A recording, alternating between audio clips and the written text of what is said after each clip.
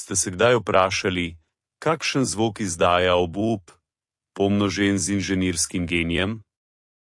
V nemških vojaških arhivih v razdelku poročil vojaške skupine Center za oktober 1944 so nenavadne praznine, poročila, ki izgledajo, kot da je pisec teh dokumentov znorel ali poskušal opravičiti lastno nesposobnost z mistiko.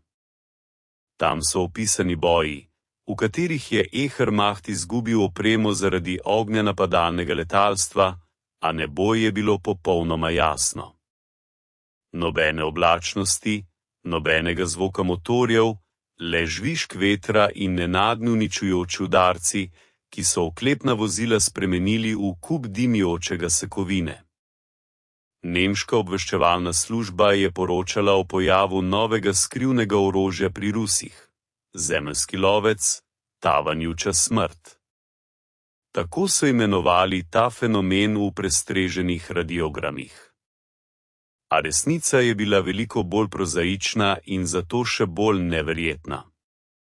Nobene skrivne konstrukcijske pisarne, nobenih tovarniških poligonov, le blato, mraz, uničeno letališče in ena norčava ideja, ki je nastala v glavi človeka, ki ni imel več česa izgubiti.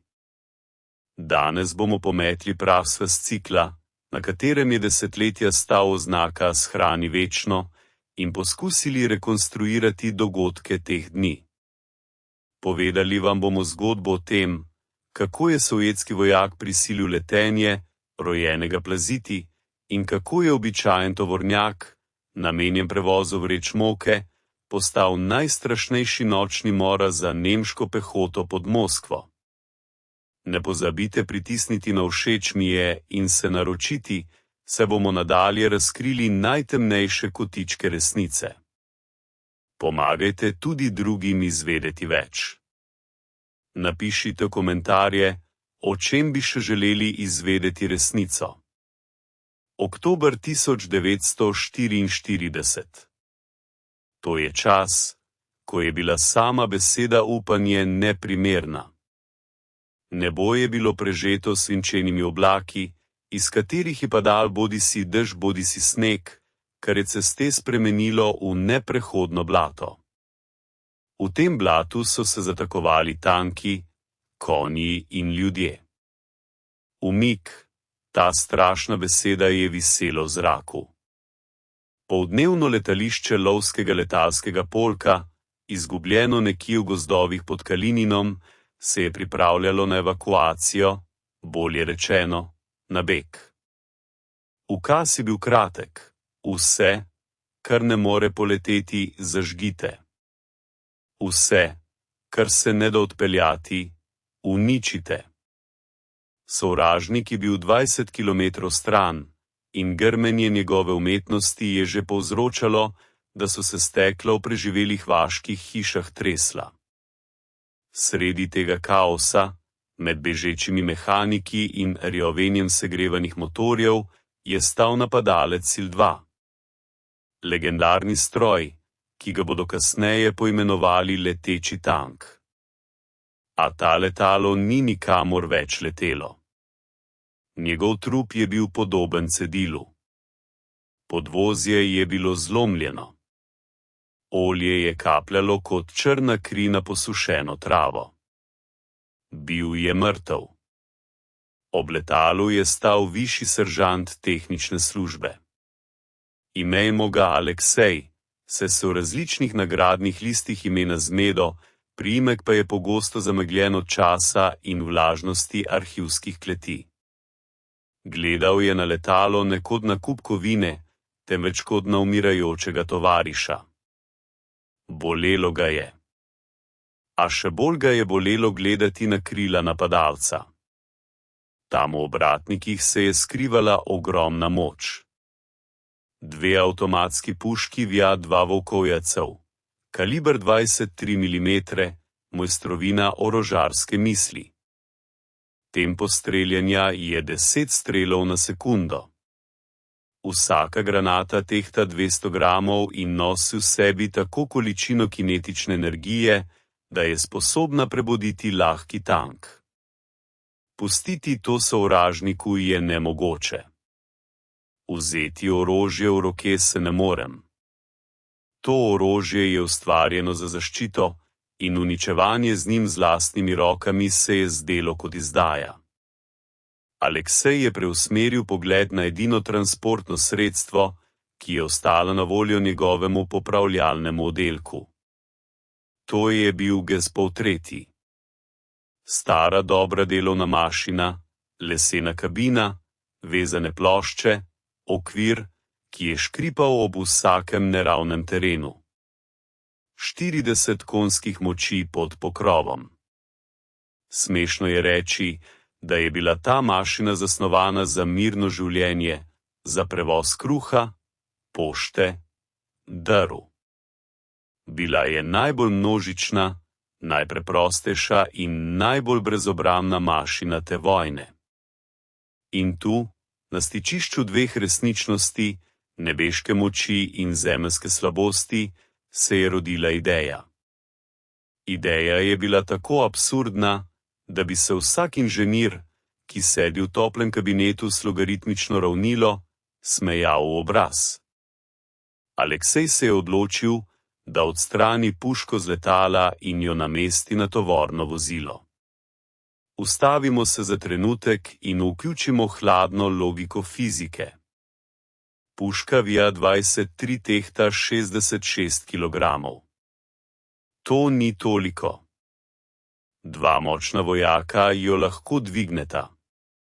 Težava ni v teži, težava je v povratnem udarcu. Fizika je neusmiljena. Vsako dejanje ima enako nasprotno delovanje. Ko granata izstreli iz cevi s hitrostjo 900 metrov na sekundo, puška potisne nosilec nazaj z grozljivo močjo. Na letalu se ta sila ublaži z maso celotnega letala, hitrostjo letenja in, kar je najpomembnejše, zapletenim sistemom blažilnikov, vgrajenih v krilo. Krilo letala je trdna konstrukcija, zasnovana za obremenitve. Tovor poltretjega je les. Okvir poltretjega sta dva železna profila, ki se upogibata celo od obremenitve s krompirjem. Po vseh zakonih mehanike bi moral že prvi strel ne le utrgati puško, temveč bi moral iztrgati kos okvirja, prevrniti vozilo in verjetno zrušiti strelca. To je bila enamba, ki ni imela rešitve. A vojna je čas, ko je treba vsak dan reševati nemogoče enačbe.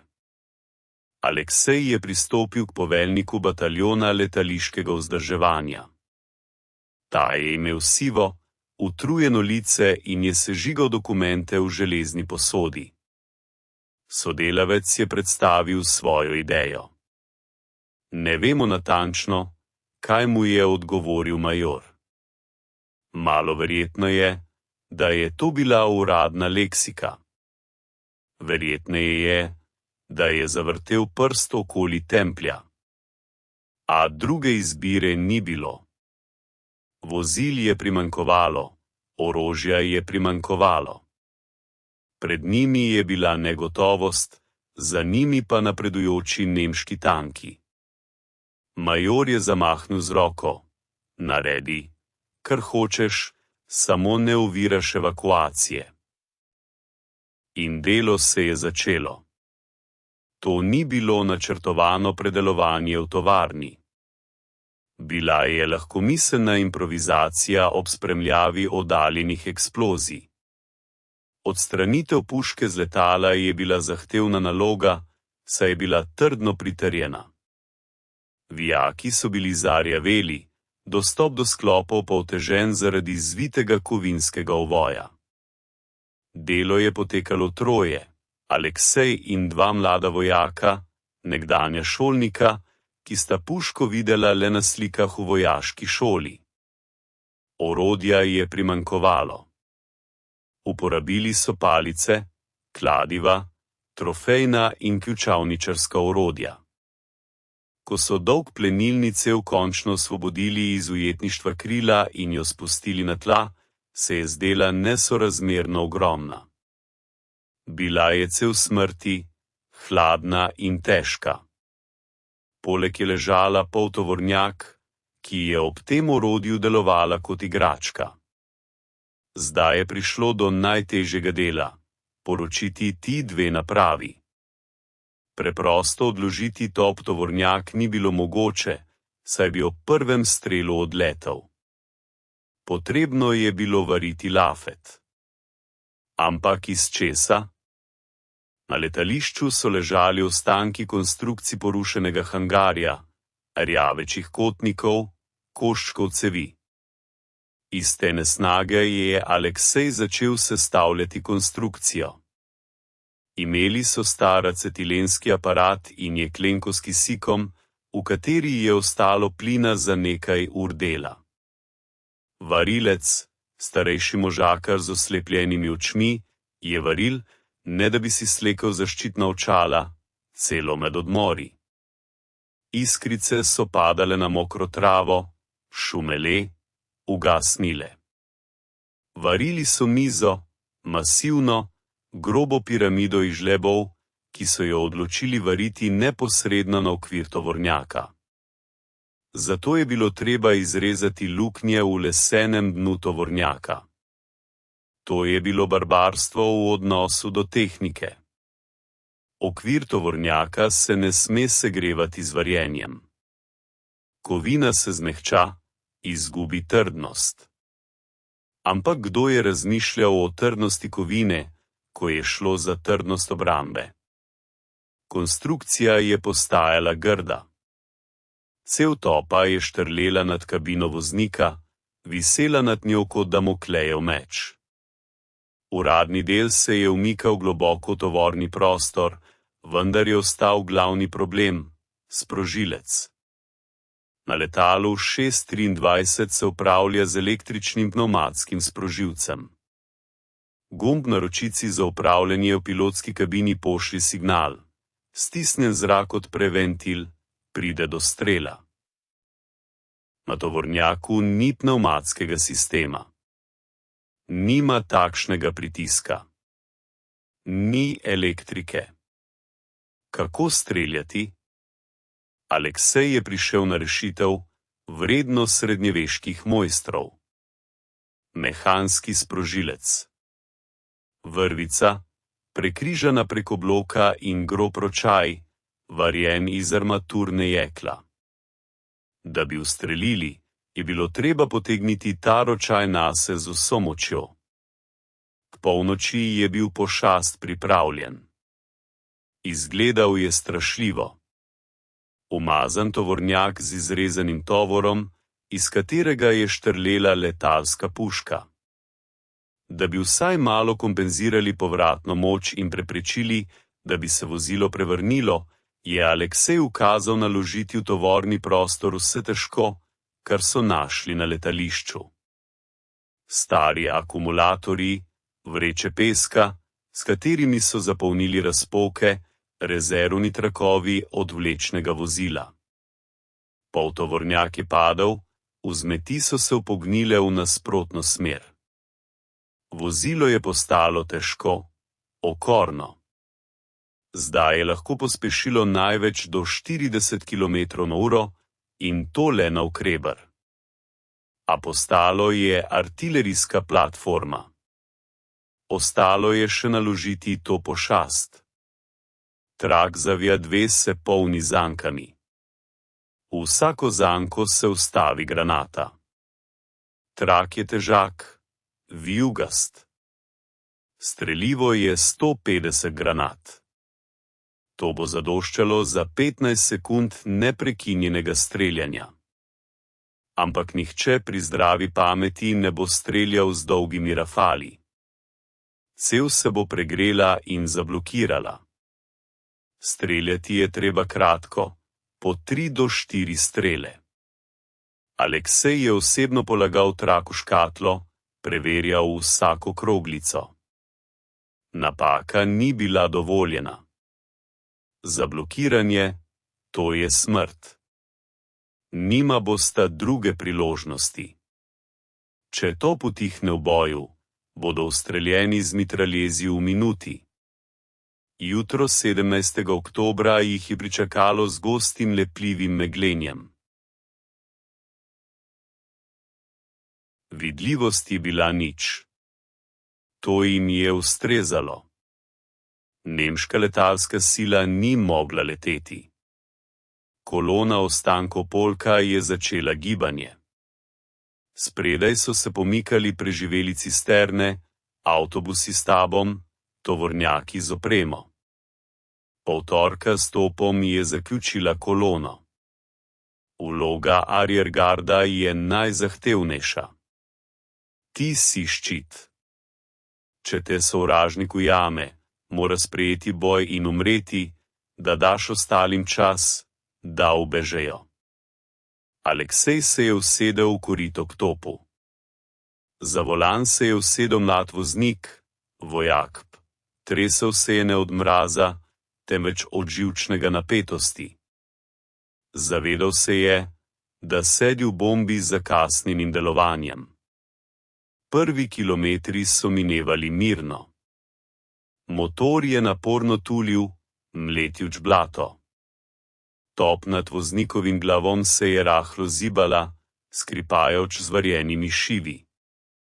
Zdi se, da sama konstrukcija vzdihuje od nenaravnosti dogajanja. Vozili so po stari makadamski cesti, obvozili so razbite vasi. Povsod so bili sledovi vojne, opuščene kočije, kraterji, dimniki, ki so štrleli kot črne prste iz pepelnišč.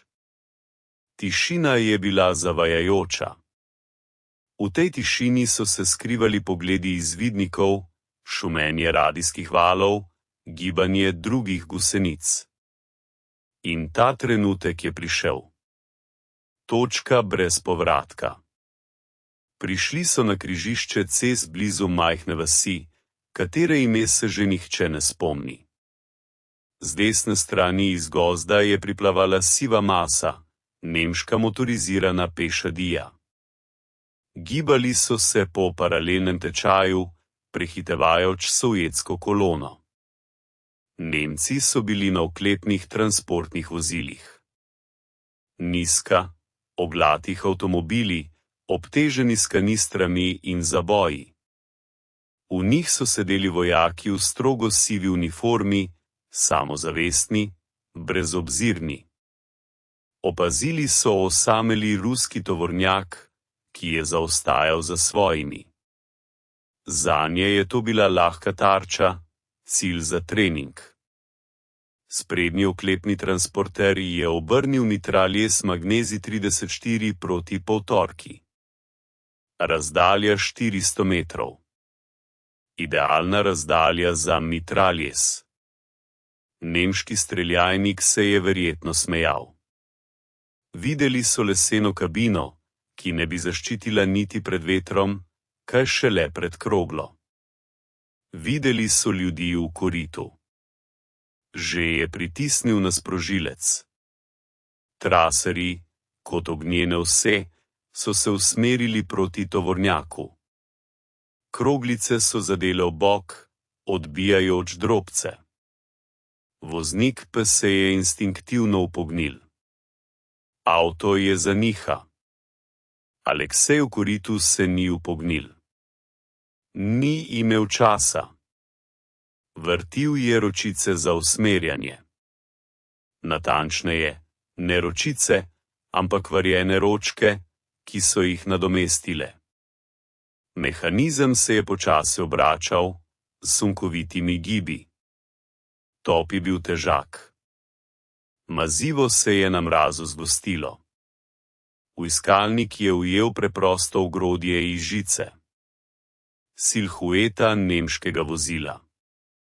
Srce je bilo nekje v grlu, dušeč zvok motorja. V glavi je bila le ena misel, ali bo varjenje zdržalo. Če se šivi razpočijo, bo top padel nanj in ga zdrobil. Če se bo ogrodje tovornjaka zlomilo, bodo postali nepremična tarča. V tem trenutku ni bilo domoljubnih gesel, ni bilo misli o domovini ali Stalinu, bil je le hladen izračun in živalski strah, ki se je preobrazil v skrajno koncentracijo. Nemški mitraljez je nadaljeval streljanje. Steklo kabine se je razletelo na koščke. Pa je zakričal, pokrivši si obraz z roko pred robci. Aleksej je razumel, da ni več časa za čakanje. Usmeril je cev nekoliko višje od oklepnega transporterja, pripravljajoč se na strel. Njegovi prsti so se dotaknili hladnega kovinskega ročaja sprožilca, globok vdih, izdih in oster sank na sebe. V tistem trenutku se je čas razbil, svet ni bil več enak. Zvok izstrelka je na zemlji zaznati povsem drugače kot v nebu. V zraku se zvok razprši, odnaša ga veter. Na tleh, v zaprtem prostoru karoserije, je bil to udarec kladiva po bobničih. Bobnenje, ob katerem se zatemni pred očmi. Plamen iz ustja se je izstrelil iz cevi na 1,5 metra, poškropil streho kabine in tovornjak je poskočil.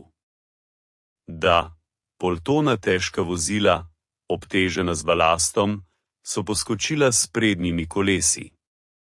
Udar je bil tako močan, da se je zdelo, kot da je tovornjak trčil v nevidno steno. Alekseja je vrglo nazaj. Zadel je zadaj ob rob, a rok od puške ni odmaknil. Videli so, kako so sledilne krogle, velike, svetleče, zasvetile proti cilju. To niso bile krogle iz mitraljeza, temveč majhni strelki, ki so prinašali smrt. Prvi salvo 3 izstrelkov je šlo višje. Odkosilo je vrhove mladih brestov ob cesti, kot kosac. Debla dreves, debelejša od roke, so se zlomila v trenutku. Nemci niso razumeli, kaj se je zgodilo. Slišali so čuden lajež, videli utrip, a niso zaznali grožnje. Nadaljevali so z vožnjo.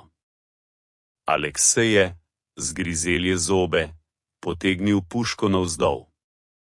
Ciljanje je skakalo, roke so se tresle od vibracij. Druga poskus. Sank ročaja. Bang, bang, bang. Tokrat je fizika delovala. Izstrelki so zadeli cilj. Sprednji oklepni transporter Nemcev se ni le ustavil, ampak je eksplodiral znotraj. 23 mm protioklepno požarne narave. Izstrelka je prebila sprednji oklep kot papir. Znotraj, v tesnem prostoru desantnega oddelka, je prišlo do eksplozije. Municija vozila je detonirala. Težka jeklena pokrov motornega oddelka je poletela v zrak, vrtinčena kot jesenski list. Iz lukenj so izbruhnili plameni. Vozilo se je obrnilo čez cesto, blokirajoč pot ostalim. Prišla je sekunda tišine, absolutne, zvenljive tišine, v kateri se je zdelo, da se sliši, kako padajo goreči ostanki. Nemci so otopeli. Niso mogli verjeti svojim očem. Navaden ruski tovornjak je z enim zamahom uničil oklepno vozilo. To se ni ujemalo z njihovim pogledom na svet. To je bilo kršenje pravil. A Aleksej ni nameraval dati časa za razmišljanje. Čutil je okus te moči. Moči, ki je izenačila možnosti. Moči, ki mu je, preprostemu mehaniku, omogočila, da diktira pogoje na bojišču. Daj, draga, ne razočaraj, je zaječal, znova pritisni na ročico za ciljanje. Zdaj je bil njegov cilj pehota, ki se je začela sipati iz tovornjakov, poskušajoč zlesti v jarek. a predvija 2-3 se v jarku ne moreš skriti. Odpustni izstrelki. Radijus delovanja 2 metra v sprašni coni, kjer ne preživi nič živega. Selvov je šlo ob robu ceste. Zemlja se je dvignila v fontanah blata in ognja. To je bilo strašno. Bilo je kot delo nevidnega velikana, ki je udarjal po zemlji z ognjenim bičem. Nemški napad se je zadušil, še preden se je začel. Panika. To je zdaj obvladovalo sovražnika. Niso razumeli, od kje prihaja tako gost ogenj. Zdelo se jim je, da jih napada napadalna letala, toda letala niso videli. Tak kognitivni disonance je paraliziral njihovo voljo. Aleksej je streljal in streljal. Drobci, veliki, mesingasti, s težkim zvonom so padali na leseno dno tovornjaka, se valili pod noge, pekli skozi škornje. Dim od prašnih plinov je napolnil tovorni prostor. Jedel je oči, trgalo je grlo. Toda ta vonj je bil slajši od najdražjih dišav. To je bil vonj zmage, vonj življenja. Tovornjak je trepetal v vročici. Varjeni šivi so stokali, a zdržali. Pult, varjen iz odpadkov, je prestal preizkus. Ko se je trak končal, je Aleksej nemo obsedel na dno tovornjaka. Roke so mu trembele tako, da ni mogel stisniti pest. V ušesih je zvenel neprekinjen zvon. Pogledal je na bojišče. Tam so gorele 3 avtomobile. Nemci so se umikali, odnašajoč ranjene. Niso se odločili, da bi se spopadli z neznanim monstrumom. Po tovornjaku, ki je zakašljal, je zavrnil in odpeljal proč, da bi ujela svojo kolono. To je bilo le začetek. Prvi preizkus Peresa, prvi eksperiment, ki je dokazal, da je nemogoče mogoče. A pred njimi je bila dolga pot, polna nevarnosti. In kar je najpomembnejše, razkrili so se. Zdaj so Nemci vedeli, da imajo Rusi potujočo topništvo in lov na njih se je šele začenjal. V štabu nemške divizije so že pisali poročila, zahtevajoč dodelitev letalstva za iskanje in uničenje neznane mobilne baterije. Aleksej še ni vedel, da je postal osebni sovražnik celotnega polka Wehrmachta. Preprosto je ponovno polnil trak, brišoč saje svojega obraza, in razmišljal, kje dobiti še več streliva. Kajti vojna za njegov gantar se je šele začenjala. Tišina po boju je bila strašnejša od samega boja. V hrupu streljanja se strah pri človeku izklopi. Deluje le instinkt. Adrenalin pretvarja kri v gorivo, razum pa v računski stroj. Toda ko se zadnji strel umiri, se zgrne resničnost. Za posadko čudnega, uradno neobstoječega gantarja je resničnost izgledala kot raztrgana gozdna pot in dimjoči cevtopa, ki se je zdelo, da še vedno vibrira od energije smrti, ki jo je prehodila. Odšli so globoko v gozd, tja, kjer so se veje nad glavo povezovale v gosto šotor, skriva jih pred nemškimi zračnimi izvidniki. Prav tukaj, v mokrem, ki diši po razpadlem listju in strojnem olju, se je začel drugi akt te drame. Akt tehničnega preživetja. Kajti ubiti sovraga je pol dela. Veliko težje je preprečiti, da te lastno orožje ubije. Ko je evforija prve zmage popustila, sta mehanik Aleksej in voznik Petro pregledala svojo mašino. To, kar sta videla, bi za trenutek ohromilo vsakega inženirja avtomobilske tovarne. Okvir tovornjaka GAZ AA, tisti dva vzdolžna Lonsherona, na katerih je temeljila vsa konstrukcija, so razpokali. Kovina skupaj s pritrdilnimi točkami lafete je pobelela od napetosti. Varjeni šivi, narejeni v naglici na letališču, so se prekrili z mrežo mikrorazpok. To je bila utrujenost kovine, ki se običajno nabira skozi leta uporabe, vendar se je tukaj pojavila v 30 sekundah streljanja. Odboj topa 623 je deloval kot ogromen kladiv, ki je z vsakim strelom poskušal razbiti tovornjak na pol. Ugotovili so strašno stvar. Njihova mašina umira. Z vsakim novim salvom se bliža svojemu koncu.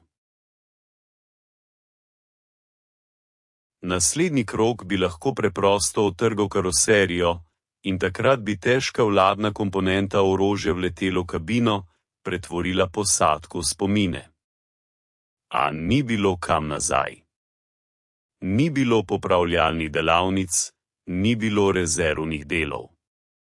Bil je le gost, sekiro, kolut žice in ruska iznajdljivost, ki se prebudi prav takrat, ko postane situacija brezizhodna.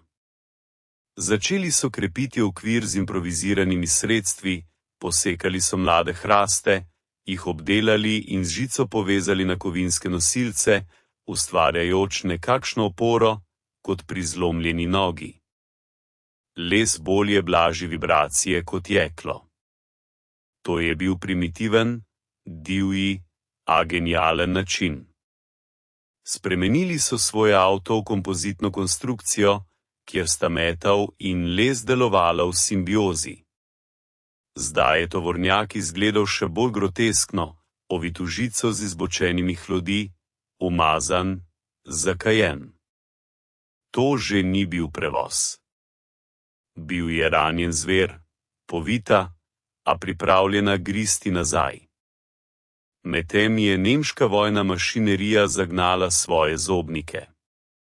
Ehrmacht ni odpuščal takšnih drznih napadov. Uničenje oskrbne kolone in oklepnega transporterja ni moglo ostati neopaženo. V etru so letele šifre. Nemci so bili pedantni. Niso verjeli v duhove, verjeli so v dejstva. Dejavnost je bila ena. V sektorju deluje težko avtomatsko orožje visoke mobilnosti. Že do večera istega dne je nad gozdom visela letala. Dvobalkasti izvidnik Focke-Wulf 108-9. Njegov značilen dolgočasen boben je poznal vsak sovjetski vojak. Visel je visoko, nedosegljiv za puške, in njegovi opazovalci v stekleni kabini so metodično skenirali vsak kvadratni meter zemlje. Posadka poltretjine je morala pokriti avto z elkinimi vejami, maskirati sijaj kovine z blatom. Sedeli so pod karoserijo, bali se premikati, bali se celo kaditi, da dim ne bi razkril njihove pozicije.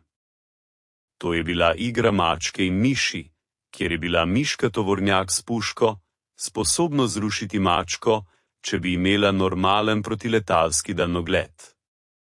A daljnogleda ni bilo. Bila sta le jeza in pričakovanje. Prav v teh urah pričakovanja se je razkrila še ena težava, o kateri niso razmišljali pri izdelavi tega monstruma.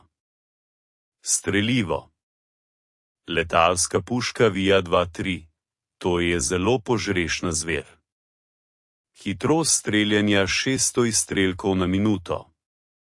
Standardni strelni komplet IL-2, 150 izstrelkov na cev.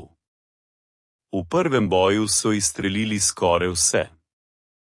V zaboju je ostalo od moči le nekaj izstrelkov. Prazna puška je preprosto 100 kg brezupnega železa. Kje dobiti izstrele kalibra 22 mm v gozdu, v obkolitvi? Ne ustrezajo od protiletalskih pušk, ne ustrezajo od protitankovskih orožij. To je edinstveno letalsko strelivo. Zdi se, da je to slepa ulica. Konec zgodbe. Pustite avto, vzemite puške in odpravite se peš. A Aleksej se je spomnil. Spomnil se je zemljevida letališč, ki jih je videl v štabu pred evakuacijo. V kilometrih ptic od tod preko močvirja je bila ploščad, kjer so pristajali napadalci. Tam bi lahko ostali skladi ali poškodovani avtomobili.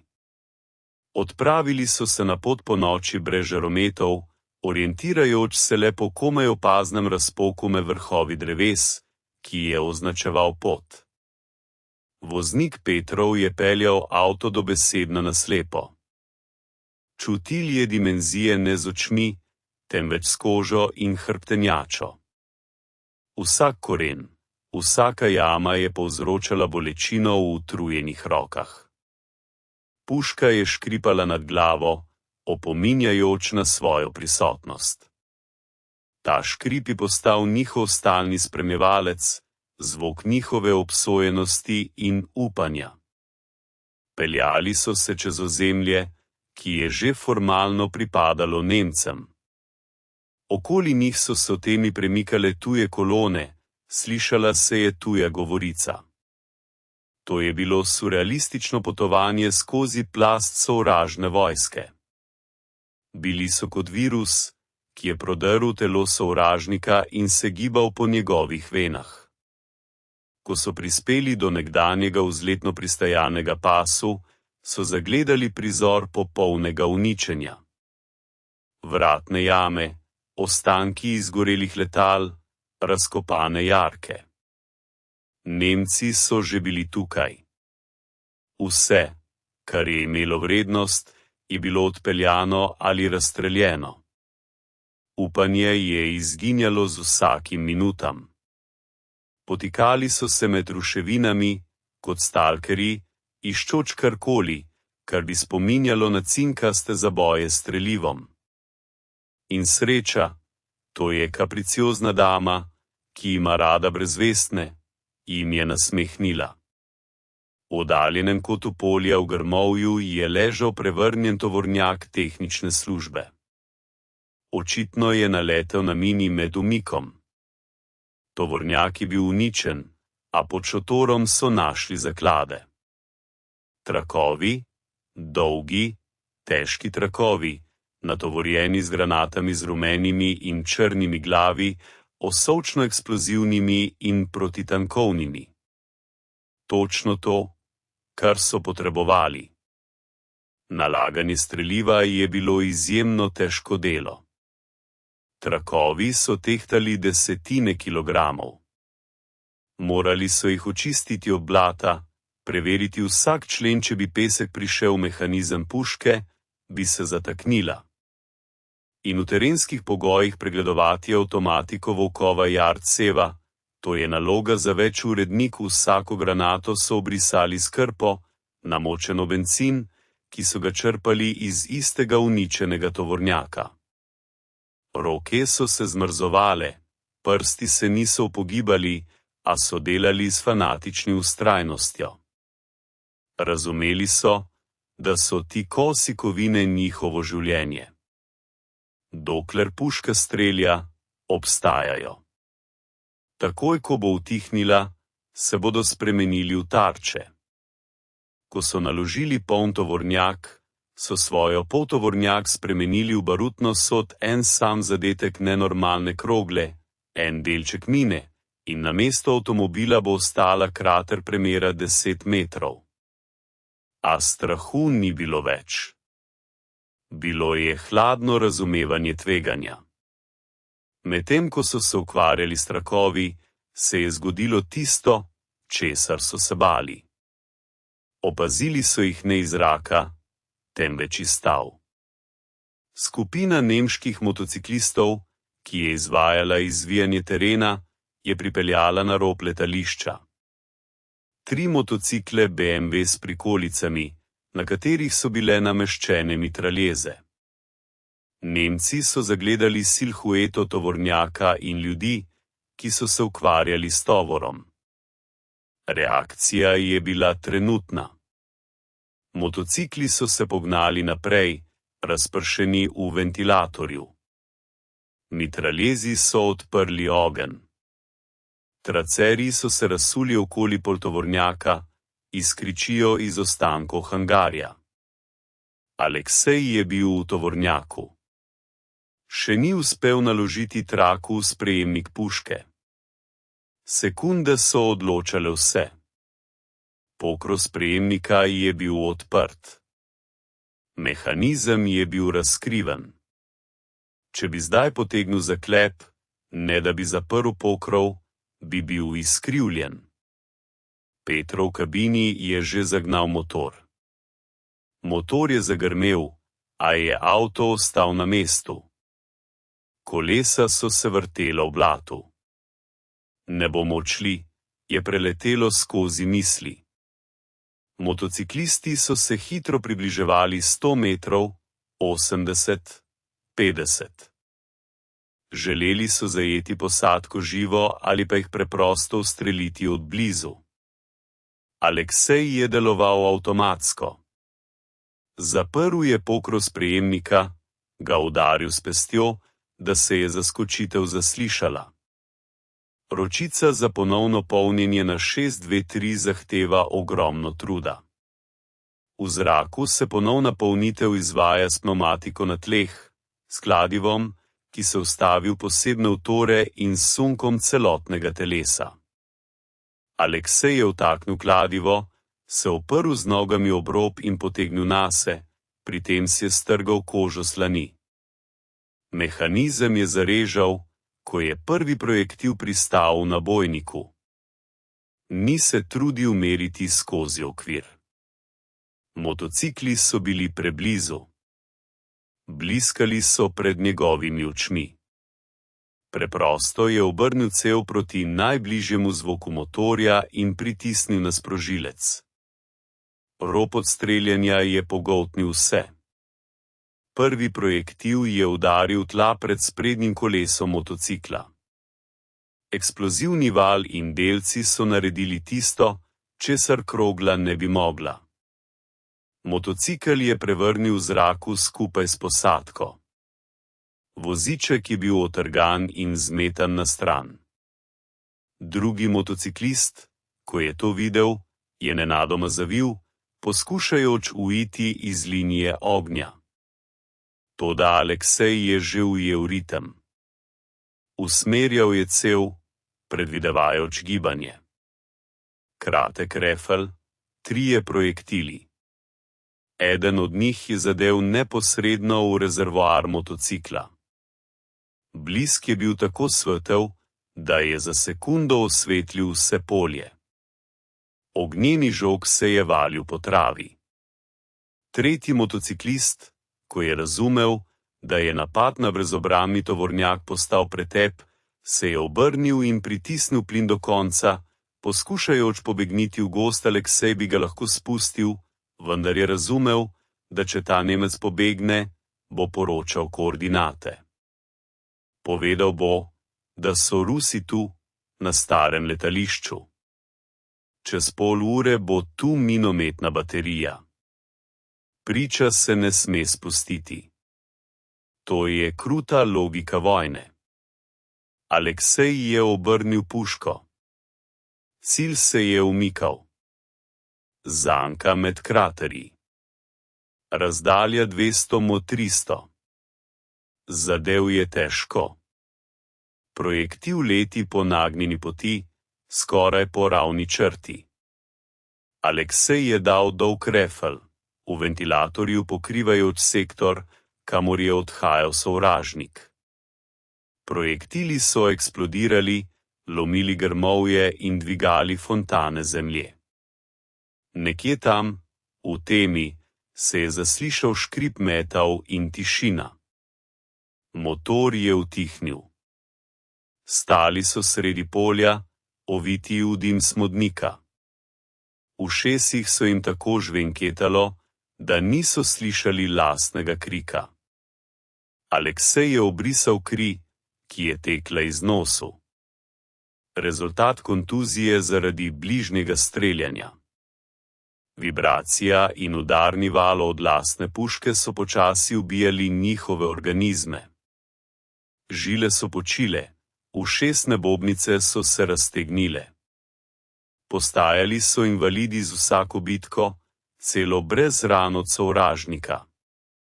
Toda zdaj to ni bilo pomembno. Pomembno je bilo, da so živi, 3 posadke elitne nemške obveščevalne službe pa niso. In kar je najpomembnejše, zdaj so imeli poln tovornjak projektilov. Ta nočni spopad je imel posledice, o katerih so izvedeli veliko kasneje iz trofejnih dokumentov. Nemško poveljstvo v tem sektorju se je dokončno prepričalo, da ima opravka z diverzantsko skupino, opremljeno z lahko oklepno tehniko. V poročilih se je pojavil izraz Panzerodrape, maketa tankov. Mislili so, da so Rusi zamaskirali tank kot tovornjak. Niti na misel jim ni prišlo, da je to pravzaprav tovornjak.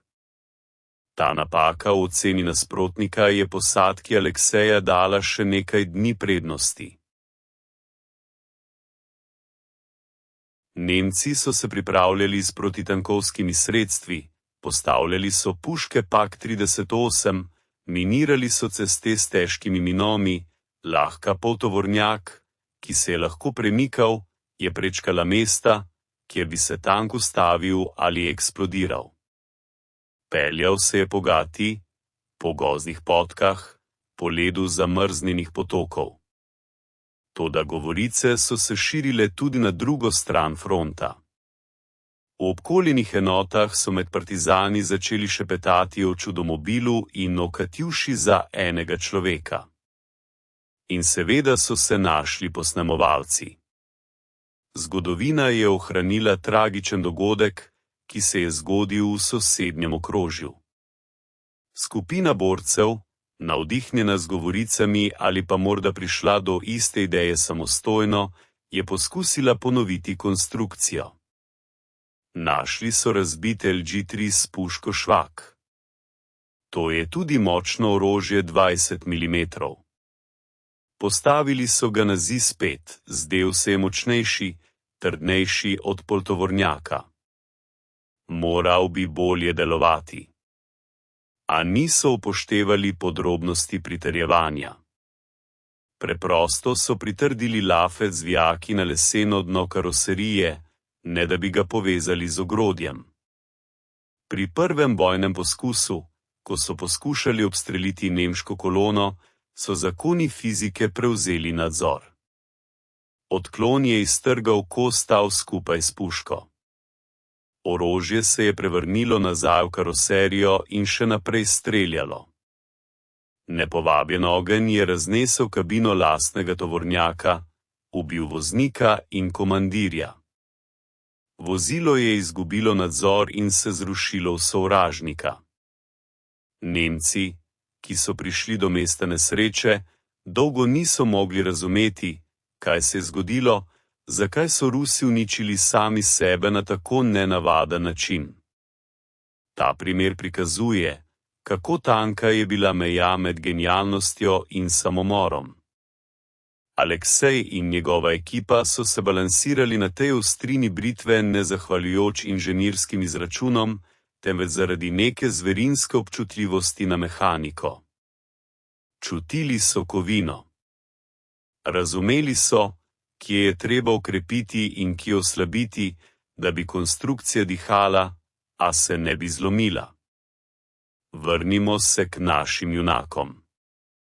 Po boju na letališču so spoznali, da ne smejo ostati na enem mestu niti minute.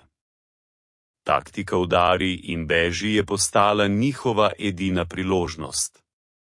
Začeli so lov na komunikacije. Nemška vojska je bil ogromen mehanizem, ki je vsak dan zahteval tone goriva, streliva in hrane. Arterije cest so bile zamašene s tovornjaki Opel Blitz. In prav te arterije je ekipa Gantarja odločila, da prereže. Izbrali so ozka mesta, mostove čez potoke, strme zavoje, gozdne steze, mesta, kjer se kolona ne more obrniti, kjer glavno vozilo, zadeto s točkovnim strelom, ustvari zastoje, pas za ostale. Izpopolnili so svojo taktiko. Zdaj niso zapeljali na cesto. Pripravljali so položaj v gozdu, režemo pot za streljanje. Maskirali so vozilo tako, da ga je bilo od 5 korakov nemogoče razlikovati od kupčka vejevja.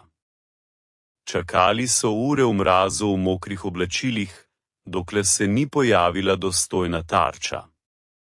Postali so izbirčni. Posamezne avtomobile so spustili, čakali na debelo plen. Cisterne z gorivom, poveljniški avtobusi, tovornjaki s strelivom. To je bila partizanska vojna, prenesena na novo tehnološko raven. Običajno so partizani postavljali mine ali streljali s puškami. Tukaj pa je delovala artilerija. Učinek presenečenja je bil ogromen.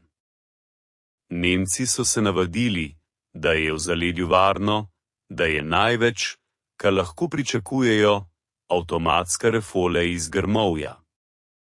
A tu so granate, ki razstreljujejo motorni odsek v prah. V enem izmed trofejnih dnevnikov nemškega oficirja za oskrbo je zapisana opomba, datirana konec oktobra. Bojimo se vožnje po cesti Klins, tam deluje črna smrt. Nihče ni videl te baterije, a strelja brez grešitve. Včeraj smo izgubili 3 cisterne bencina. Vozniki se nočejo voziti brez zaščite tankov, a tankov ni, vsi so na fronti. Doživljamo izgube v globokem zaledju, kar bolj podkopava duh vojakov kot bombardiranje. Črna smrt. Tako so poimenovali to osamljeno poltretjo. Mit se je rojeval pred očmi. Strah je temu orožju dajal lastnosti, katerih ni imelo. Nemci so mu pripisovali neverjetno hitrost streljanja, oklep, sposobnost izginjati, v resnici pa sta bila to 2 zmrznjena, umazana, naglušna ruska vojaka v vozilu, ki se je držala na žici in poštenem besedilu. A najtežje preizkušnje zanje niso bili Nemci. Najtežje je bila zima, ki je leta 1941 prišla zgodaj in kruto. Zmrzali so udarili v začetku novembra. Mazivo v topu se je zgostilo in spremenilo v lepilo. Zatvor je prenehal delovati. Pred vsakim bojem, pred vsakim strelom je bilo treba to pogreti. Niti je bilo mogoče razplamtiti ogenj pod vozilom. Demaskiranje. Ogrevali so krpe na svojih telesih pod šenelami in jih ovijali okoli kazenika. Dihali so na mehanizme, poskušali predati svojo toploto mrtvemu metalu. Roke so se držale za ledeno jeklo, koža se je strgala do mesa, a top je moral delovati. To je bilo božanstvo, ki je zahtevalo žrtve, in te žrtve so prinašali vsak dan. Nekega dne je mehanizem vendarle odpovedal ravno med napadom. Granato je pokrila pri podaji. Zatvor se je zataknil na pol poti. Nemci, proti katerim so streljali, so hitro razumeli, da se ruski čudežni top je zablokiral. Začeli so obračati svoje mitraljeze. Situacija je postala kritična. Aleksej, pozabivši na navodila, na varnost, je vzel težko kladivo in udaril naravnost po ročaju zatvora. To je bilo norost. Kapsula je lahko detonirala od udarca. Razpoka granate v kazeniku bi raznesla glavo strelca, a ni ga bilo briga. Ali pan, ali propade. Udar. Še en udar. Zvoč. Škrip. Izkrivljena granata je poletela iz okna izmetnika. Zatvor se je z ropotom vrnil na svoje mesto. Top je znova ožival. Rafal je zadel nemške mitraljeziste sekundo preden bi odprli povratni ogenj. Ta epizod je pokazala, da vojna ni le taktika in strategija. To je boj materialov. Boj mehanizmov, boj z entropijo. Sovjetska tehnika, groba, z velikimi tolerancami, je prenesla takšno ravnanje, pri katerem bi nemško natančno orožje že zdavnaj zlomilo. Top v JA-23, ustvarjen za sterilne pogoje neba, se je izkazal za sposobnega delovati v blatu, v snegu po udarcih kladiva. To je bil triumf sovjetske inženirske šole, šole za ustvarjanje neubijajočih stvari. A vir sreče ni neskončen. Vsak tak primer je ekipi odvzel delče duše, pri čemer je pustil le strašljivo praznino in odločnost, da gredo do konca. In konec je bil še daleč, obetal pa se je, da bo glasen. V štabih so se že začeli zbirati dosjeji s poročili. Na eni strani je bilo poročilo nemške obveščevalne službe o oblegajoči bateriji, na drugi pa skopi raporti rdečearmejcev, ki so zapuščali obroč in videli nenavadno napravo. Ti papirnati tokovi so se stekali v velike pisarne. Nekje tam zgoraj so se že spraševali, kdo so ti ljudje, junaki ali kršitelji pravil in kaj storiti s tem znanjem. Medtem ko so generalom razmišljali, sta seržant Aleksej in vojak Petrov nadaljevala svojo vojno, obračajoč kilometre na kardanu in tuljave na števec usode. Njihova pot je vodila vse dalje na vzhod, bližje Moskvi, tja, kjer se je odločala usoda države. In prispevali so svoj delež v to usodo v tovornem vozilu, ki je škripalo. Delež kalibra 23 mm. 17. novembra 1944. V dokumentih nemške poljske žandarmerije se pojavlja nenavadna direktiva. Ni podobna običajnim suhim ukazom. V njej se čuti razdraženje, pomešano z nerazumevanjem. Besedilo pravi: prenehajte s paniko. Sporočilo o uporabi novega tipa izjemno težkega avtomatskega orožja na mobilnih platformah štete kot dezinformacijo, panikarje pa ustrelite na mestu. Toda papir, kot je znano, prenese vse, medtem ko vojaki na fronti tega več niso mogli prenašati. Govorice o peklenski kočiji, ki se pojavi iz nič in spremeni v terjeno kontrolno točko v bratovsko grobnico v 6 sekundah, so se širile hitreje kot šum v okopih. To je bil tisti primer, ko se je uradna propaganda Goebbelsa srečala s surovo realnostjo, ki je ni bilo mogoče preklicati z vpijanjem v mikrofon. Nemški vojaki so začeli strahovati pred gozdom. Bali so se cest. Bali so se zvoka motorja, ki je zvenel nekoliko glasneje ali nekoliko napetneje kot ponavadi.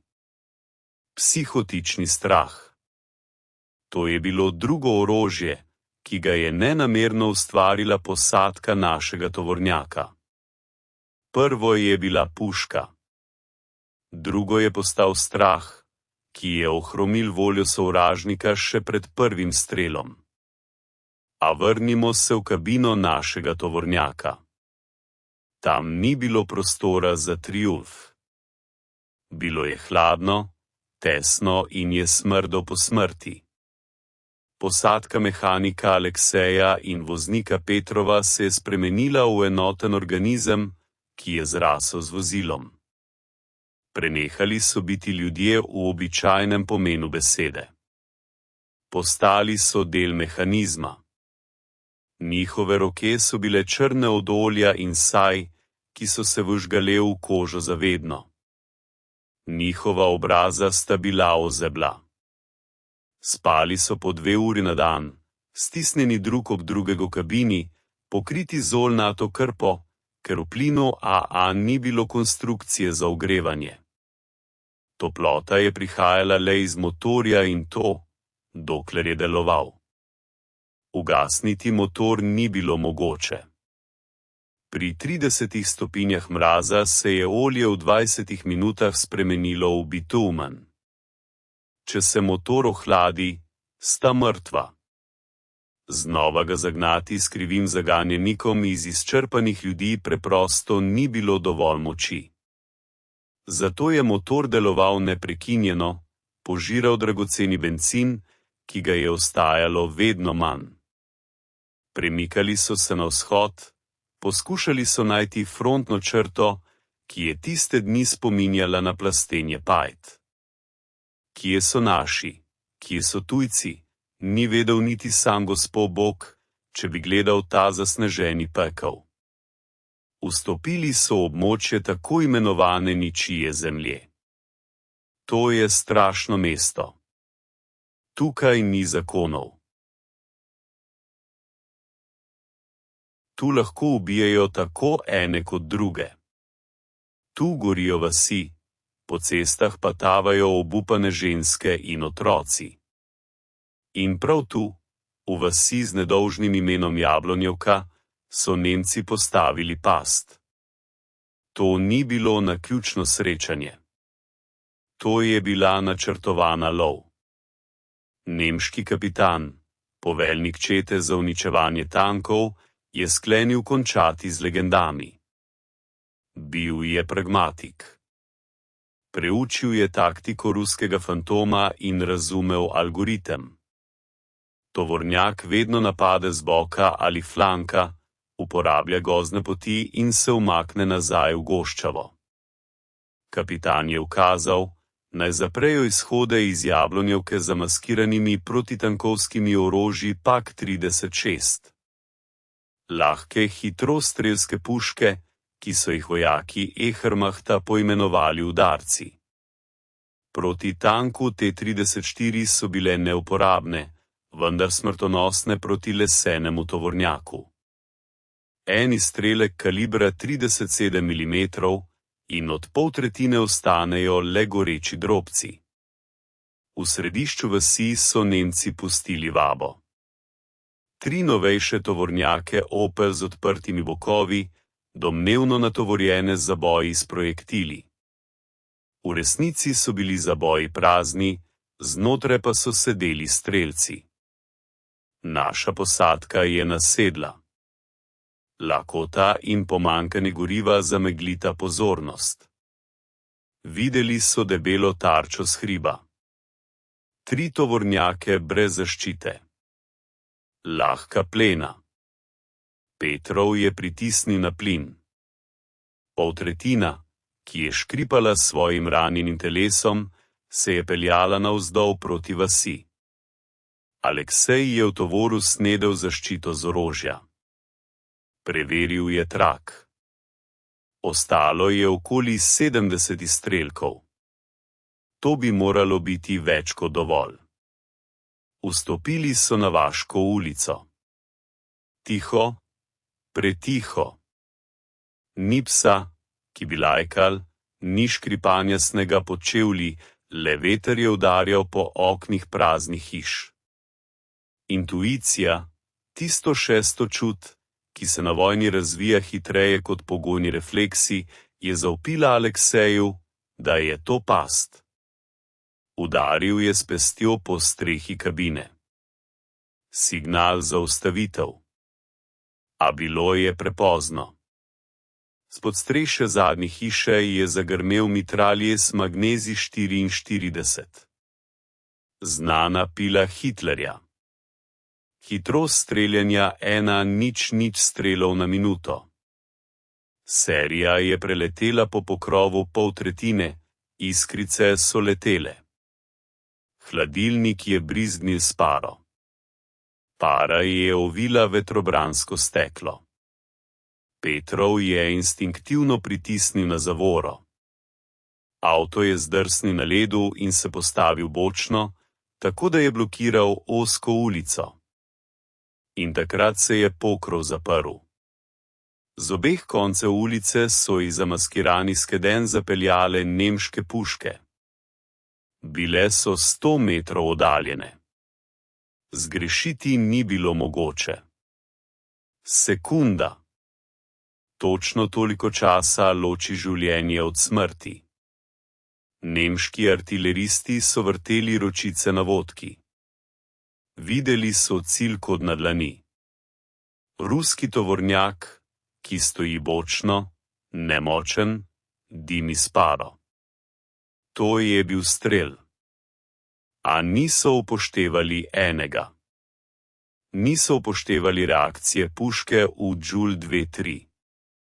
Aleksej se ni odločil obrniti cevi proti mitraljezniku na podstrešju. To bi bila napaka. Mitraljez ne bo prebil motorja, samo opraskal ga bo. Glavna grožnja so puške. Videli so sijaj optike v temnem odprtju skednja levo. Roke so delovale hitreje od misli.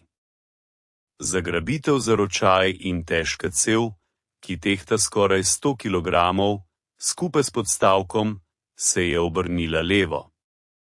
Nemci so streljali prvi. Izstrelek udarnega orožja je udaril v zadnji bok poltretjine. Deske so se razletele v drobce. Udarec je bil tako močan, da se je avto skoraj prevrnil. Toda granata, projektil, je prešla skozi leseno karoserijo, ne da bi zadela kaj življenjsko pomembnega. Prebijala je bok, prebijala je vrečo s peskom in odšla v snežni zamet. Imeli so srečo. Ne, to je bila fizika. Granata je bila izračunana za oklep. Ni imela časa delovati na tanko vezano ploščo. Vztrajnik se ni aktiviral. Aleksej je odgovoril v delčku sekunde. Ni videl izračuna topa. Videla je le temen pravokotnik vrat skladišča. Pritisnil je na sprožilec in ga držal, dokler mu zobje niso začeli trepetati od vibracij. Niz 5 granat 2-3, to je kilogram eksplozivov in jekla, ki leti s hitrostjo zvoka. Granate so vstopile v skladišče. Eksplozije znotraj so raznesle zgradbo na koščke. Streha je poskočila in se sesedla navznoter. Stene so se zložile kot hišica iz kart. Prah, drobci, kosi hlodov in nemški top skupaj z izračunom so prenehali obstajati. To ni bila streljanje, to je bilo podiranje zgradbe. A druga topniška postaja desno je ostala. Že je streljala. Druga granata je udarila v kolo poltovornjaka. Guma se je raztrgala, disk se je upognil. Avto se je nagnil na eno stran. Zdaj so bili nepremična tarča. Petrov v kabini je poskušal klopiti prestavo, a tovornjak je le neposredno drsel po ledu z ohranjenimi kolesi. Aleksej je razumel, da ne bo uspel obrniti topa za 180 stopinj. Mehanizem za obračanje se je zataknil zaradi ukrivljenosti okvirja. Cev je gledala levo, sovražnik pa je bil desno. Situacija je bila mat v enem koraku.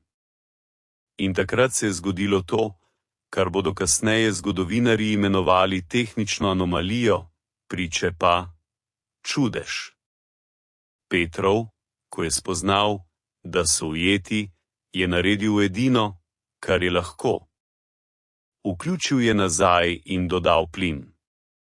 Opravljeni avto, vlečeč prebito kolo, je začel voziti nazaj naravnost proti gorečim kosom skladišča. A to jih ni rešilo.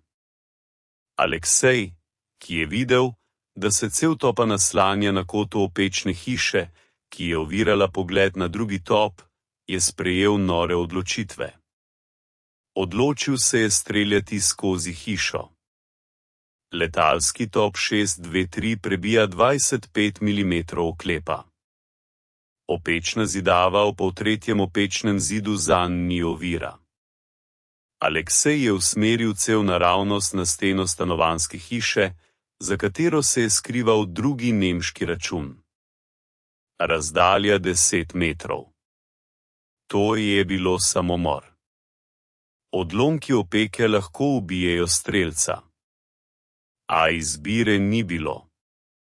Pritisnil je na sprožilec. Ropot je bil tak, da so iz sosednjih hiš poletela stekla. Stena hiše pred topom je preprosto izginila. Spremenila se je v rdeči prah.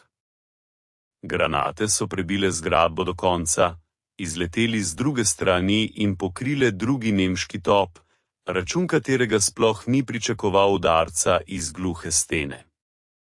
To je bilo podobno triku. Smrt je šla skozi materijo.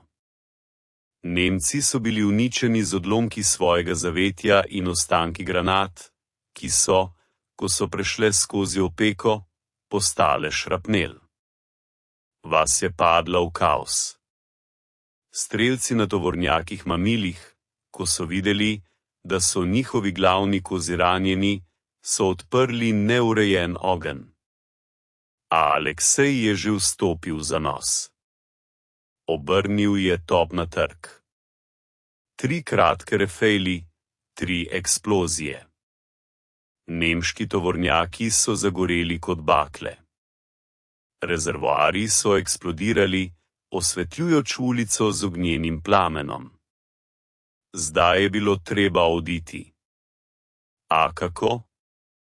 Eno kolo je razbito, radiator pušča, okvir je ukrivljen. Poltovornjak je bil videti kot zdrobljena žuželka, ki se še vedno poskuša plaziti. Počasi so se plazili v prvi prestavi na obodih skrijišča s kovino po ledu. Petrov, ki ni videl ničesar zaradi pare in dima, je intuitivno vozil avto, slepo, poslušajoč ukaze Alekseja, ki ga je svojo nogo udarjal po strehi kabine levo, desno. Iztrgali so se iz vasi, pustivši za seboj goreč pekel in desetine trupel sovražnikov, ki nikoli niso razumeli, kako se lahko boriš proti zakonitostim logike. Ko so odpeljali kilometer v gozd, se je avto dokončno ustavil. Motor se je zalomil zaradi pregrevanja. Voda je iztekla skozi preluknjan radiator. Tišina jih je prekrila kot nagrobna plošča. Sedeli so v snegu, gledajoč na dimjoči ostanek svojega rešitelja. Avto je umoril. Dal je svoje železno življenje za njihova človeška. Aleksej je božal preluknjan bok, po njegovem umazanem obrazu so tekle solze. Ne iz sočutja, temveč iz brezmoči.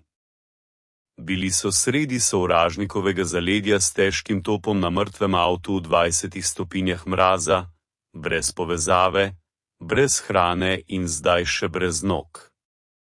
Zdel se je, da je to konec. Odpustite vse in plazite k svojim. Rešite svoje kože. A v tej zgodbi ni prostora za banalne rešitve. Aleksej je pogledal na top. Bil je cel, le zaščita cevi je pobledela od segrevanja. Odpustiti takšno orožje, pustiti ga Nemcem, da ga preučujejo, se smejijo, fotografirajo na njegovem ozadju, nikoli. V mehanikovi glavi se je začel razvijati nov, še bolj nor načrt. Če avto ne more prepeljati topa, potem mora postati stacionaren ali poiskati nov avto. Kamion so zamaskirali z vejami, odstranili so zapornice, najpomembnejši del, brez katerega se orožje spremeni v cev, ga zavili v olje namočeno krpo, vzeli avtomate, granate in odšli peš. Kam? Nazaj, v isto vas, po noči. Zveni kot norost, vračati se v levjo gobec. A logika je bila železna. Nemci so bili v paniki. Mislili so, da so Rusi odšli. V vasi je bil kaos, požari, ranjeni.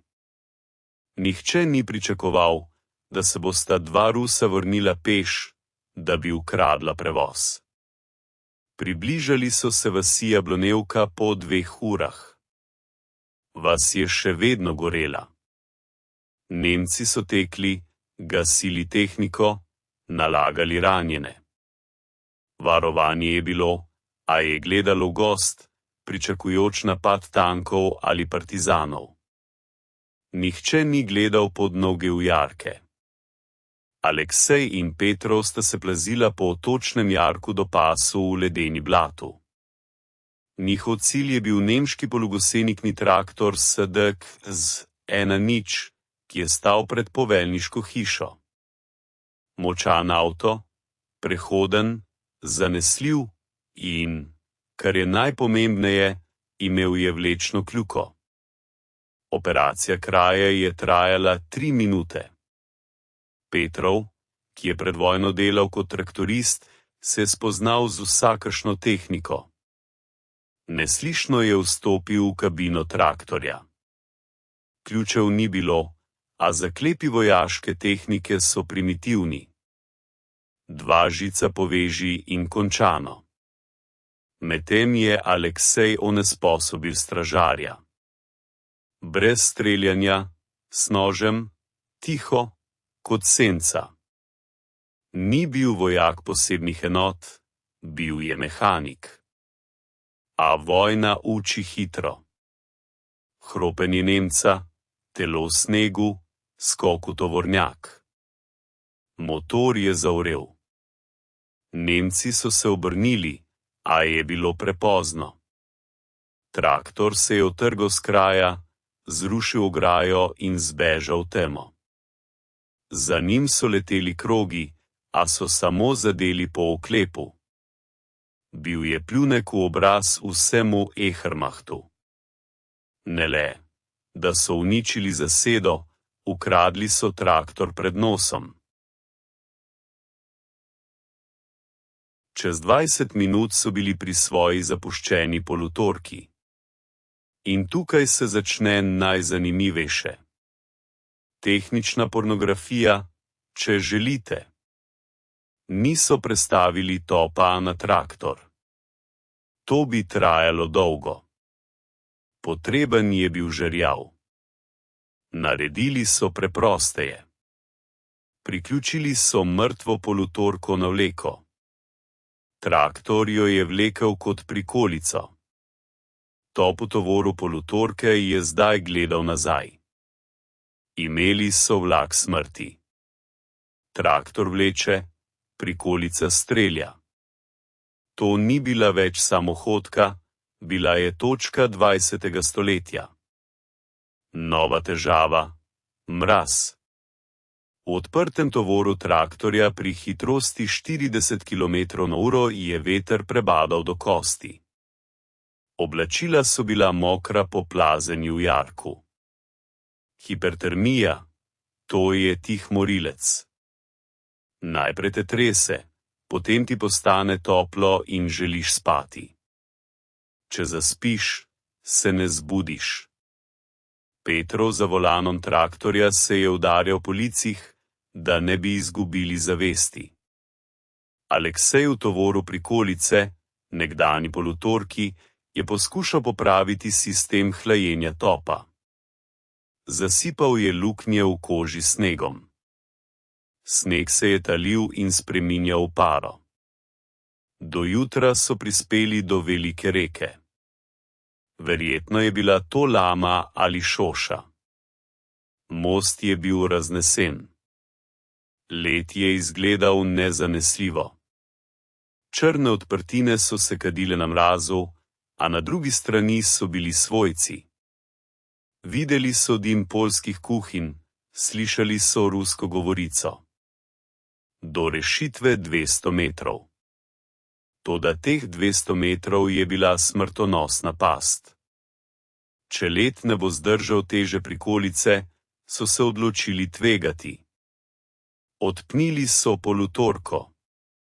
Petrov je na traktorju odpeljal prvi, raztegujoč dolg jekleni kabel. Ideja je bila, da preide na lahkem traktorju, nato pa z vitlom prestavi tovornjak s topom. Traktor je šel.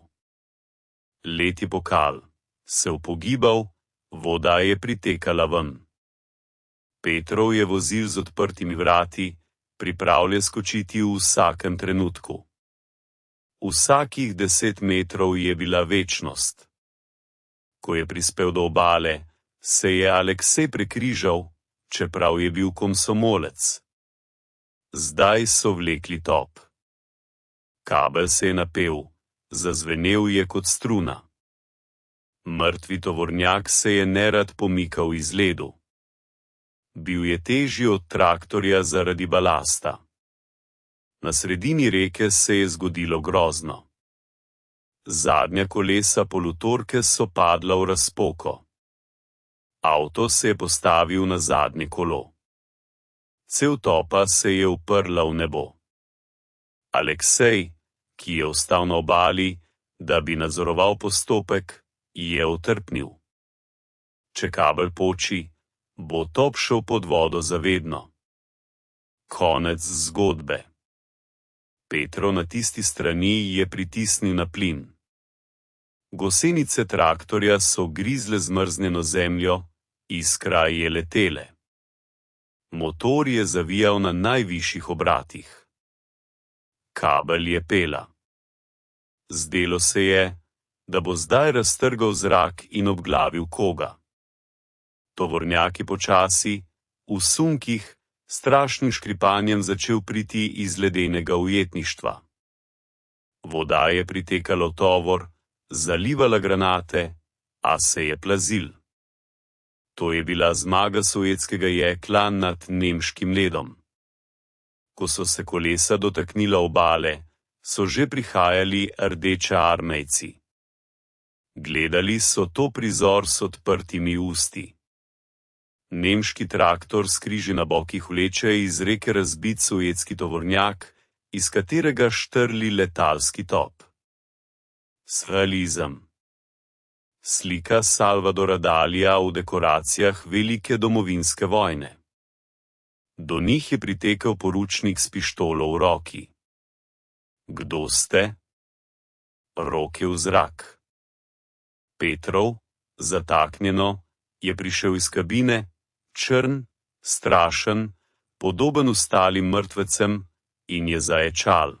Svoji, poročnik, artilerija posebnega namenjanja. Daj, da prižgem. Niso jih ustrelili, a tudi ne objeli. Arestirali so jih do razjasnitve. Vse je izgledalo preveč sumljivo. Nemška tehnika, neustrezno orožje, pomanjkanje dokumentov. Oprali so jih, posadili v skedenj pod varstvo, peklensko vozilo pa odpeljali na stran. Abist, ki je prispel čez 1 uro, je hodil okoli topa, ga otipal, vohal cev in zmajeval z glavo. Ni mogel verjeti poročilu poročnika. Streljali so skozi hišo, ukradli vlečno vozilo. Kaj mi tu pripovedujete pravljice Andersena? V tovoru so ležali nemški trofeji, avtomati, dokumenti ubitega častnika, zemljevide in, kar je najpomembnejše, dnevnik bojev tistega nemškega bataljona, ki so ga uničili v Jablanovki. Aleksej ga je vzel iz poveljniške hiše. Tam je bilo črno na belem v gotskem tisku zapisano: izgube zaradi ognja težke artilerije Rusov so katastrofalne. Zahtevam umik. Artileriji. Nemci niso razumeli, da jih je uničil en tovornjak.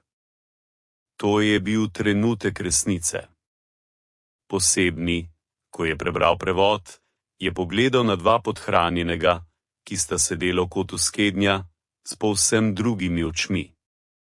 V njegovem pogledu ni bilo več suma, bil je strah.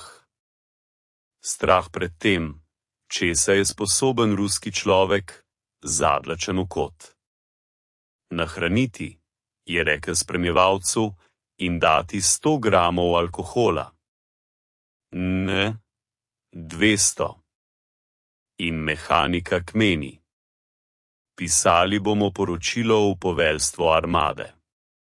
V tesnem, zmrznjenem skednju, ki je začasno služil kot vojaška zaporniška enota posebnega oddelka divizije, je čas tekel drugače. Tukaj so se minute raztezale v ure, pričakovanje sodbe pa je izčrpalo bolj kot večkilometrski marš po snežni puščavi. Aleksej in Petrov sta sedela na slami, prisluhnila zvokom zunaj. Tam, za hlodovinskimi stenami, se je odločala usoda ne le njunih življenj, ampak tudi njihovega izumljanja. Čudno vozilo. Nemški polgoseni knjig s križi na straneh in večna sovjetska poltovornjak z letalskim topom sta postala predmet natančne pozornosti takoj večjih uradov. Za poveljnika pehote je bila to nejasna kupčina kovine, ki je ovirala prehod. Za artilerista je bilo to kršenje vseh varnostnih norm, za človeka v modri uniformi z modrim trakcem pa potencialni materialni dokaz v zadevi o sabotaži ali, kar je še huje, o sodelovanju s sovražnikom. Kajti uporaba trofejne tehnike brez ustreznega dovoljenja in prebarvanja v pogojih paranoje leta 1941 bi se lahko razlagala dvoumno. A zgodbo, kot se pogosto zgodi med vojno, je obrnila naključje in tehnično znanje enega človeka.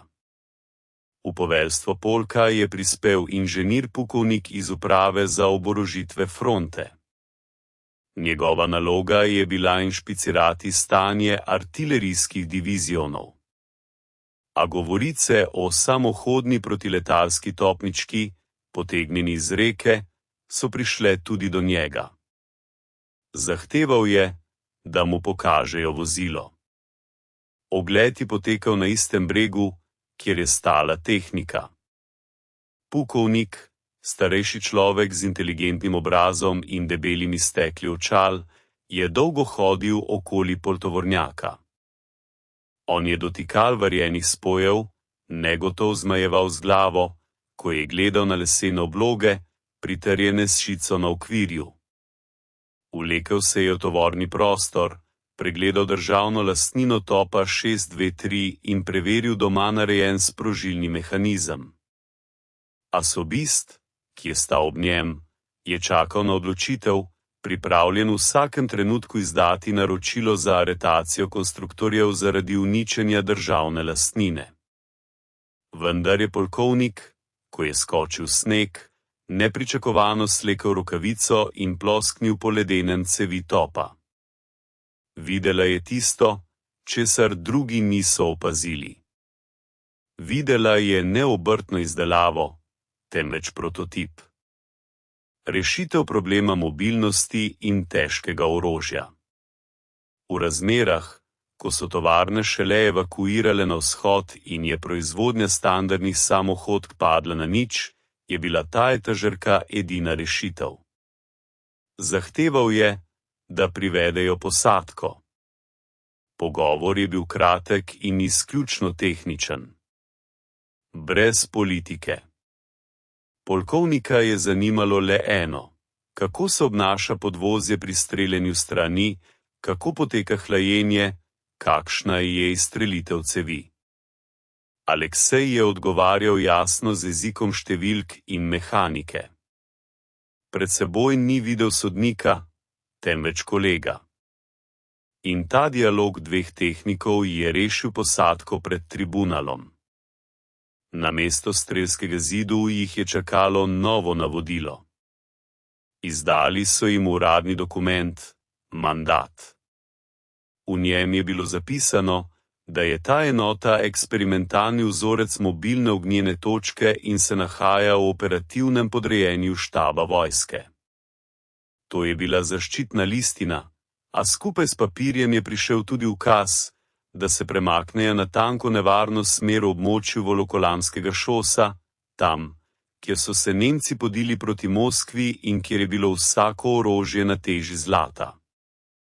Dodelili so jim celo tehnično pomoč za popravilo koles in, kar je najpomembnejše, omogočili so jim, da pobarvajo tehniko. Nemški vlečni stroj in sovjetska poltretja sta postala umazano bele. Sedaj je to bil bel vlak, duh zimskega gozda. A glavna težava ni bila v barvi barve, temveč v granatah. Letalski projektili kalibra 23 mm niso ležali po skladiščih pehotnih regiments. To je bila nomenklatura letalskih sil. Pridobiti jih od kopenskih sil je bilo nemogoče. Preprosto jih ni bilo na seznamih. Moral je vzpostaviti zapleteno, skoraj kontrabandsko shemo logistike. Aleksej se je dogovoril z ostiloviki, da bo izmenjeval trofejno nemško gorivo, ki so ga črpali iz poškodovanih vozil, za vožnje do najbližjih letališč. To je bila naravna izmenjava vojne barter. Bencin in šnaps v zameno za cinkaste škatle s trakovi. Vsaka granata je bila pridobljena s neverjetnimi napori, zato je moral biti vsak strel zdaj natančen. Streljanje v to smer se je končalo. Začelo se je delo na rezultatu. December 44.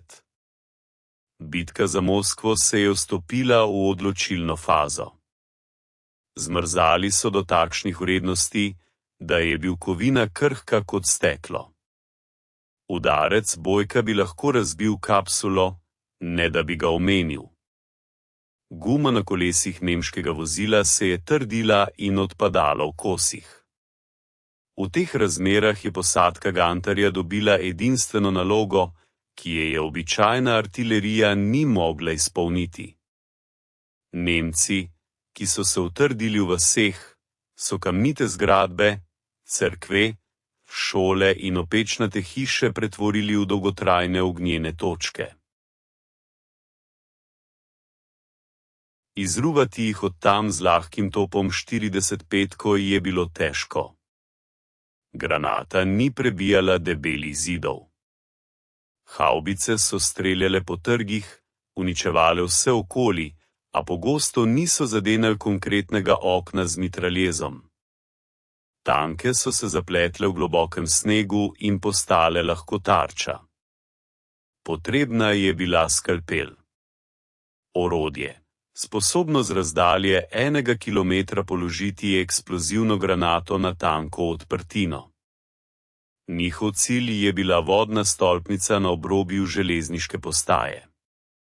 Visoka opečna zgradba, s katere so nemški korektorji opazovali sovjetske položaje na kilometre globoko, vsaka poskusna napadalna akcija se je zadušila pod natančnim ognjem minometov, ki so bili usmerjeni s te stolpnice. Približati se ni bilo mogoče. Odkrito polje, preluknjano s križnim ognjem. A v Y23 je imela balistiko, ki bi jo zavidale snajperske puške. Najvišja začetna hitrost granate je zagotavljala natančno pot. Granata je letela skoraj po ravni črti, ne da bi potrebovala zapletene izračune višine. Operacija je bila načrtovana za zoro. Traktor s priklopno poltovornjakom, ki je zdaj služil izključno kot lafet.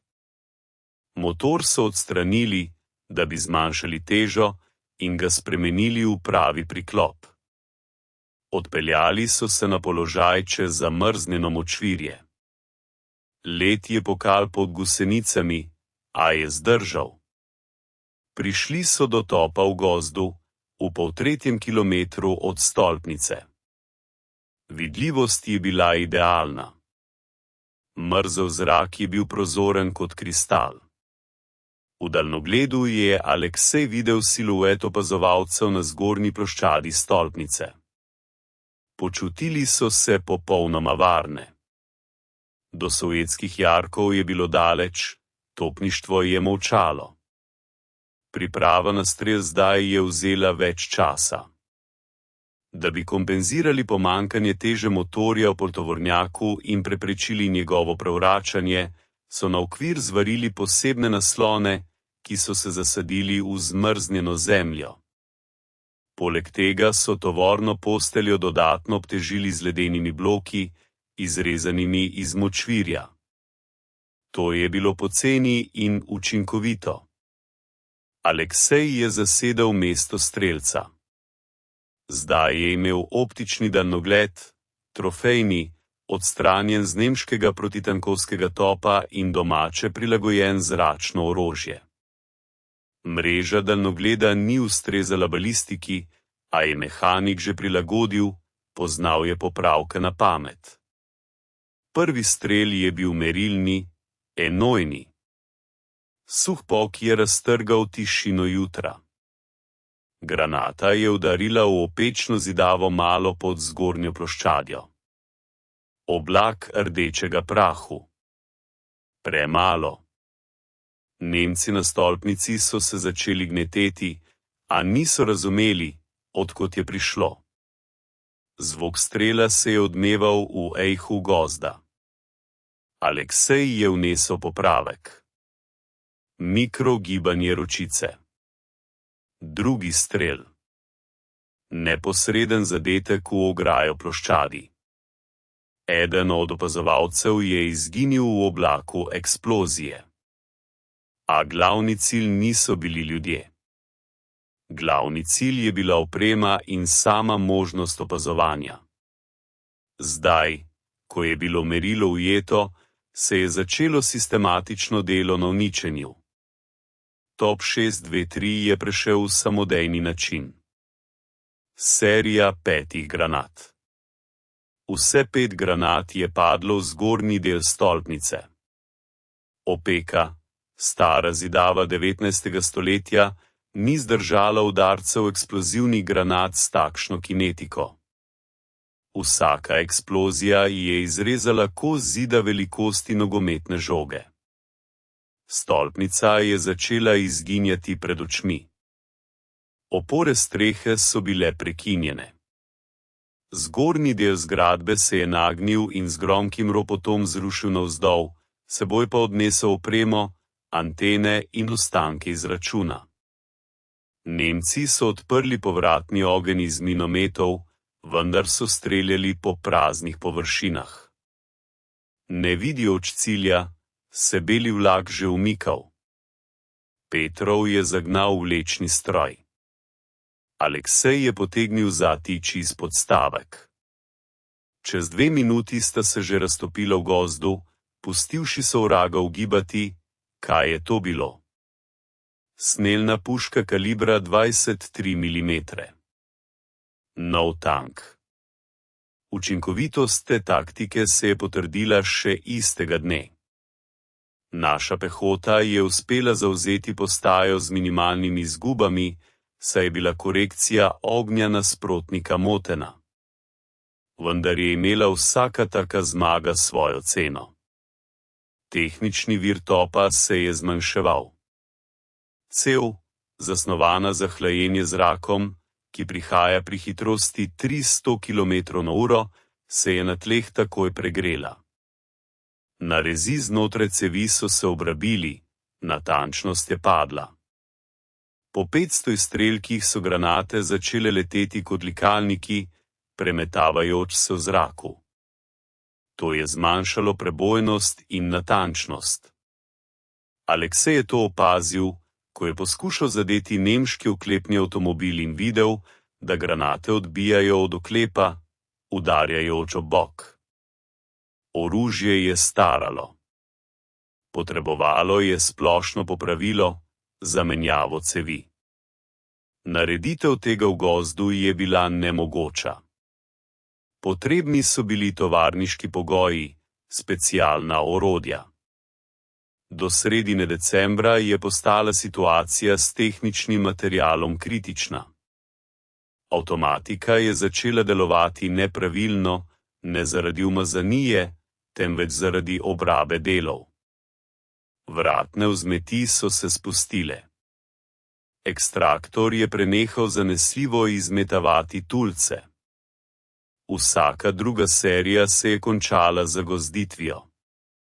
Posadka se je spremenila v ekipo reševalcev, ki so poskušali ohraniti življenje v umirajočem pacientu. Podkrajali so podložke pod vzmeti, brusili nove klinčke iz trofejnega jekla z datotekami, mazali mehanizme z mešanico kerozina in orožnega olja, da se ne bi zgostile na mrazu. To je bil podvig mehanične obrti, ki se je vsakodnevno izvajal pri temperaturi -30. Poleg tehničnih težav se je spremenil tudi značaj vojne. Rdeča armada je prešla v protinapad. Fronta se je premikala. Zdaj ni bilo treba čakati v zasedah. Treba je bilo loviti umikajočega se sovraga. A hitrost kombinacije vlečnega vozila in prikolice je bila nizka. Nista sledila tankovskim klinom. Zanašala sta se na repu, požirajoč prah in snežno drobtino od 1000 čevljev in koles, ki so šli proti zahodu. V štabu so začeli pozabljati nanje. Eksperimentalna enota je opravila svojo vlogo v obrambi, vendar se je v napadu zdela anahronizem, breme. Prevedli so jih v drugi ešalon za varovanje štaba korpusa. To je bilo častno, vendar dolgočasno za ljudi, ki so bili navajeni adrenalina prve linije. Stali so na obrobju zavzete vasi, zamaskirani v skednju in čakali na preboj nemških obkoljevalcev ali diverzantov. In prav tu, v globokem zaledju napredujoče vojske, je prišlo do srečanja, ki bi lahko bilo zanje zadnje, vendar ne z Nemci. Nekoč po noči je k njihovemu postu pripeljal Willis, iz njega je izstopil generalmajor. Ne iz tistih, ki sedijo v pisarnah, temveč iz tistih, ki osebno preverjajo post. Ko je videl čudno konstrukcijo, se je zmrdnil. Ni mu poročali o posebnem sredstvu. Zanj je to izgledalo kot kaos. Nemški traktor v prostoru sovjetskega štaba. Top na prikolici. Kdo je dovolil? Kje so dokumenti? Papir, ki ga je izdal inženir polkovnik, je bil do takrat že obrabljen na pregibih in umazan od olja. General ga je obrnil v rokah, ga preučil in vprašal: In kaj, ta zverina res strelja? Vprašanje je bilo zanko. Če rečeš da, bo naročil, da to dokažeš. Če pa se top zatakne, kar je bilo zelo verjetno, potem Tribjona zaradi točke utiranja in vzdrževanja nepopravljivega orožja na bojišču. Aleksej je šel v banko. Odgovoril je: Tako je, tovariš general. Strelja na fašiste brez zgrešitve. Dovolite, da to dokažem na trofejnem tanku, ki je stal na obrobju vasi, tam je bil uničen nemški PS3. General je prikimal. To je bila preizkušnja trdnosti. Ne železa, ampak ljudi. Aleksej je vedel, da je cev obrabljena, vedel je, da ga lahko vzmet izda. Molil je vsem bogovom mehanike, ki jih je poznal. Petrov, ki je stal poleg, je pobledel. Naložili so trak. Aleksej je previdno, z ljubeznijo naložil kroglo. Prizoril je na bok tanka z razdalje 300 metrov. Kratka rafalna streljba, 3 strele. Avtomatika je delovala gladko, kot v najboljših časih.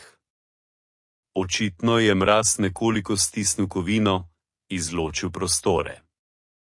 Granate so padle skupaj. Na boku tanka so se pojavile 3 natančne luknje. Znotraj je nekaj zagorelo. Očitno ostanki hlapov olja. General je pristopil k tanku, se dotaknil lukenj, obrnil se k posadki in prvič v vsem tem času se je na njegovem obrazu pojavila senca nasmeha. Dobro ste opravili, orli. A tehniko je treba zamenjati. To ni več vojna, to je cirkus. Odpustili bomo vašo staro napravo, dobili boste novo ZIS-3. To je zvenelo kot obsodba in nagrada hkrati. Dobiti novo orožje je sanje vsakega artilerista. A slovo od Joule 2-3, ki jim je rešila življenje že večkrat, je bilo boleče. To je bilo kot izdati prijatelja. A ukaz je ukaz. Dali so jim dan za predajo materiala, a niso uspeli.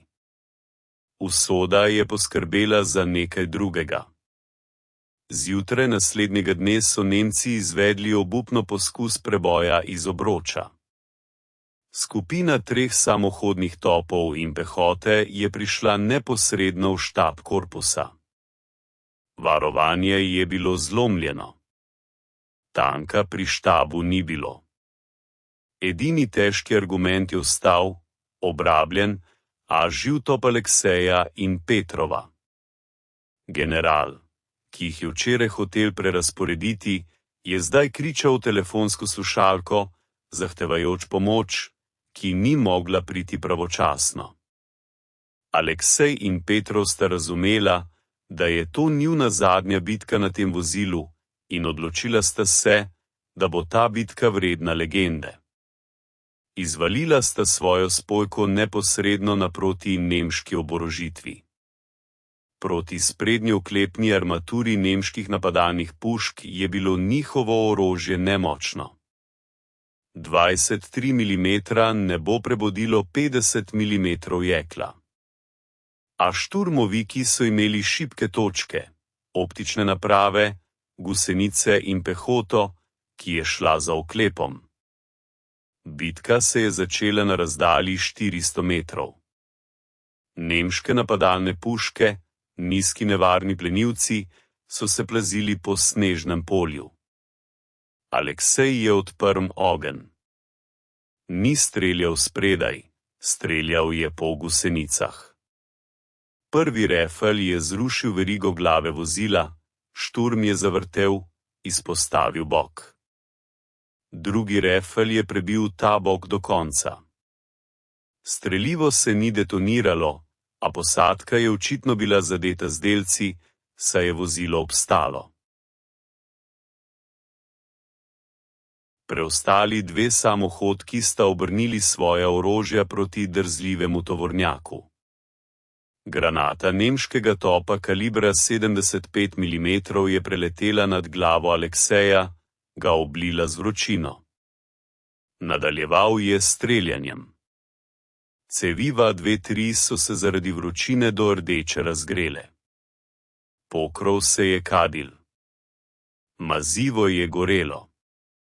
Petrov je predajal trakove. Njegove roke so bile v krvi. Strgal je nohte in zmrznjene povezave. Odsekli so pehoto od oklepa. Nemški vojaki so se sklonili v snegu pod silovitim ognjem brez podpore pehote. Samohodke so v bližnjem boju slepe. Druga samohodka je prejela rifle v masko orožja, kar je povzročilo zagozdenje cevi. Tretja je začela odhajati, ko je spoznala, da je odpor premočan, štab je bil rešen. A na koncu boja se je zgodilo tisto, kar se je moralo zgoditi. Še en izstrel iz nemškega minometnega položaja je zadel. Mina je eksplodirala blizu traktorja. Odklepi so presekali radiator, uničili gusenico traktorja in prebili rezervoar pol-tretjine prikolice. Ogenj je takoj izbruhnil. Aleksej in Petrov sta uspela skočiti v sneg, medtem ko sta vlekla škatle s projektili. Ležala sta in opazovala, kako gori njihov beli vlak. Plamen je požiral les, barvo, gumo, acev topa, črna in sažgana, je še vedno ponosno gledala proti sovražniku. Strelivo v traku je začelo pokati od vročine, pošiljajoč zadnje slovesne splave v nebo. To je bil Selet. Selet strojev, ki ga ni bilo v učbenikih, a je zapisala svojo stran v zgodovino obrambe Moskve.